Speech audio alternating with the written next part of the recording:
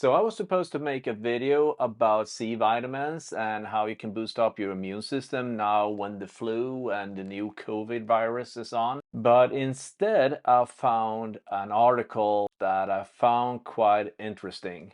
So I work as a teacher and I was preparing a lesson for my students about asbesto.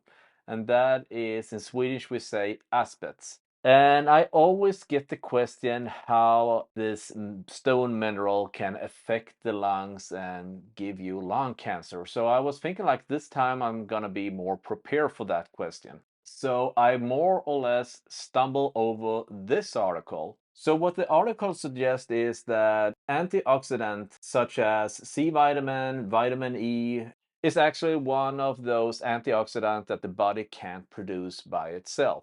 So according to Martin Bayer's team and their research about this, is that E and C vitamin actually can help lung cancer to spread.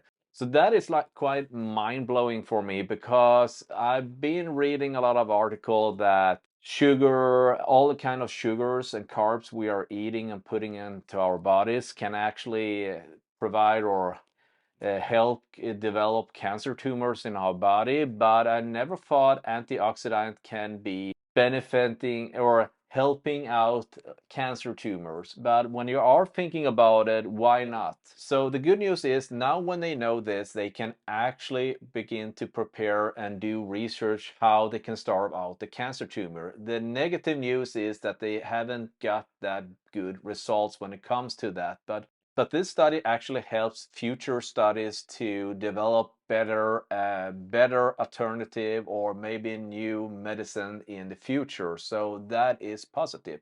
And I am one of those people who are taking vitamins every day. And when I've been reading this article, I'm being a little bit skeptical if I really need this. I've been reading other articles too that you are probably good enough just to eat regular food. You don't need extra vitamins for that. And that is actually something the article are suggesting too. Now, if you are a person who has a condition and you have a description for a doctor, you should absolutely follow those description or guidance from your doctor. So I'm not a hypochondriacal guy, but I have actually been exposed a few times when it comes to asbestos. And I think those times I've been exposed is that I have a low risk to get lung cancer.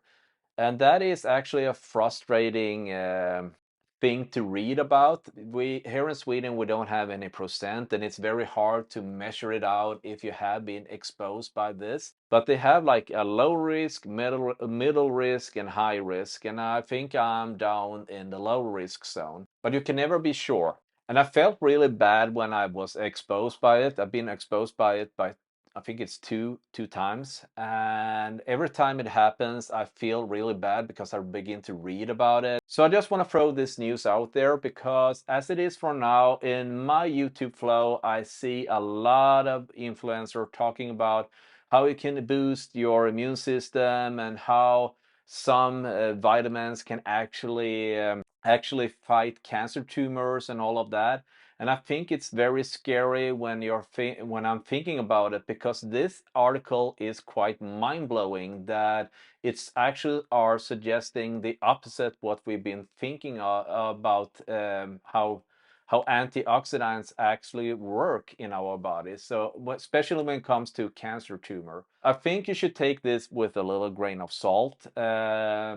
I will continue to take my vitamins as it is, but I will not overdo it either. So you're probably good enough just to eat regular food as usual. I will put this article down in the description so you can read it by yourself.